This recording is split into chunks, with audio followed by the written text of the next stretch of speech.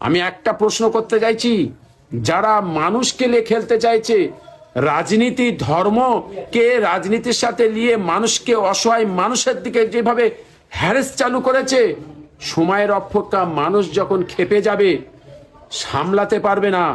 বাংলাদেশ থেকে যেমন হাসিনাকে দূর করে দিয়েছিল সেখানকার পাবলিক, সেখানকার মানুষ, সেখানকার জনসাধারণ, আজকে ভারতবর্ষে সেই পরিণতিতে হতে চলেছে সামনে।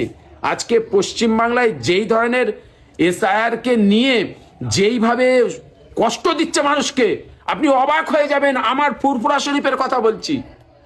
ফুরফুরা শরীফে যেইভাবে আমাদের এখানে প্রত্যেকটা বাড়িতে বাড়িতে, এর আগে প্রথম যেই ফর্ম এসেছিল সেই ফর্মে এখানে কোনো সমস্যা ছিল না, সবাই পেপার পুনরায় জমা দিয়ে দিয়েছে, তাদের পেপার অলরেডি ওকে হয়েছে।